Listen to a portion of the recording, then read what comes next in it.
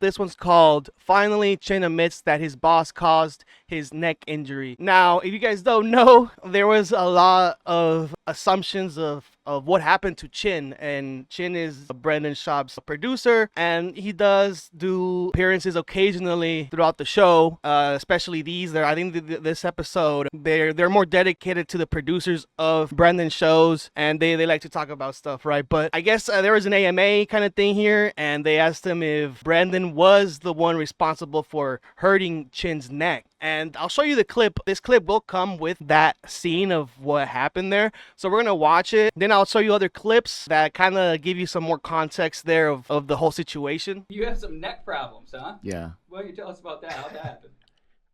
Brian and Brendan. All right, on to round 2 of Jeff. Good stuff. Get to know the guest. Good questions, Nick. Thank you. You're great. She convinced me not to ask about Brian's transition from network TV to online platforms. Okay. Which I think was a good call. Yeah. You want to keep it light. Want to keep it fun. It's one thing to call somebody stupid. It's Yeah, what happened there, guys, with Brian not being on national TV anymore and just being on YouTube and on the internet? And Chin's question is just really just on the spot. But Chin, how do you feel? great answer. Which question? I said when I said, "Hey, you've had some neck problems. What happened?" Oh. You go, Brendan and Brian. You know the story behind that, though, right? Yeah, you got guillotined.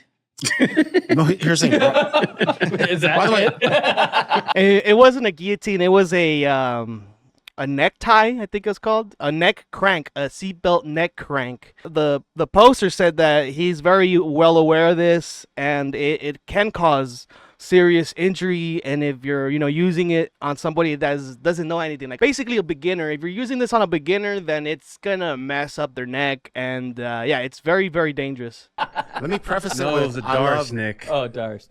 I love them both. Brendan, first Darce in heavyweight history, Matt Mitchell. Yeah. So let me preface it with, they've been awesome to me.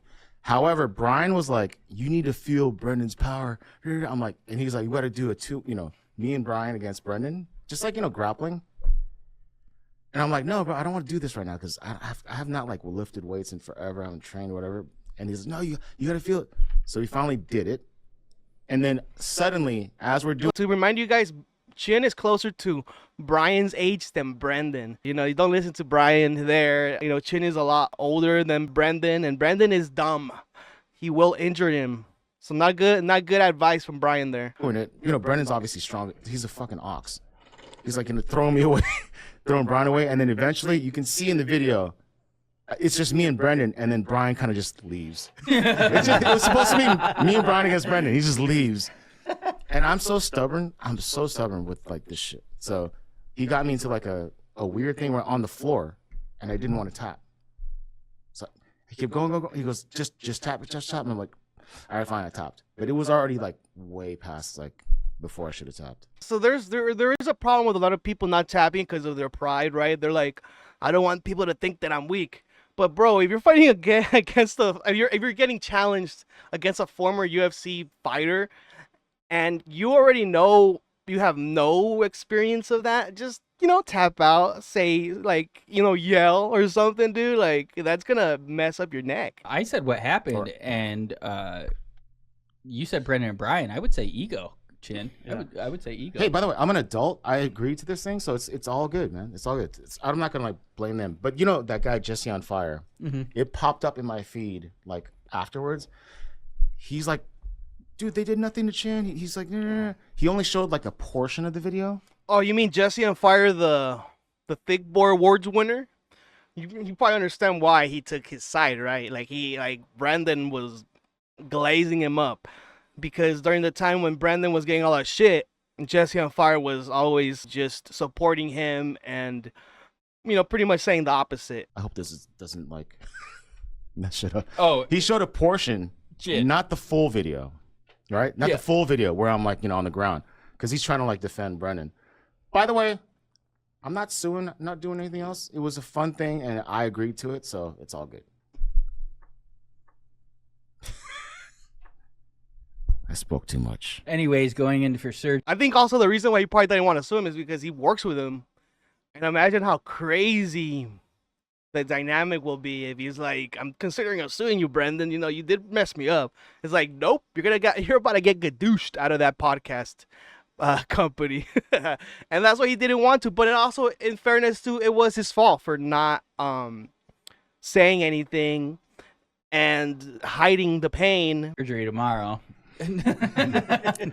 Anyway, not surgery. we're setting up a Patreon to pay for his medical bills. Someone calls the Peaches Delight of Thick Boy Network. So there you have it there. Chin admits to it, but Chin also does deny it back then.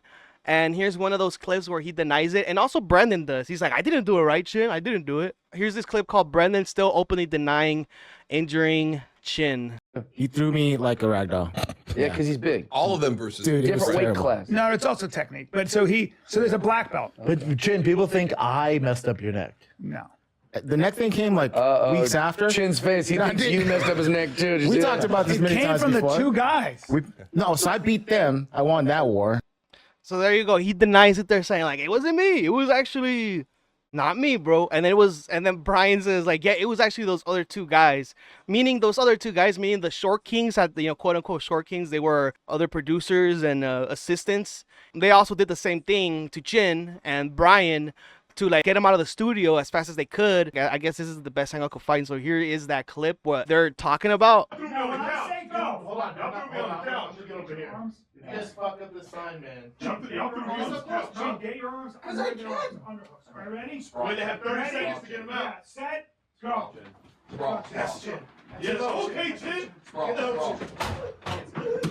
Come on, Chin, you got it. Chin. Chin, you got it. You got this, dude. Love resist, not Chin. No, Chin. No, Chin. I know you got it. I knew it was gonna happen.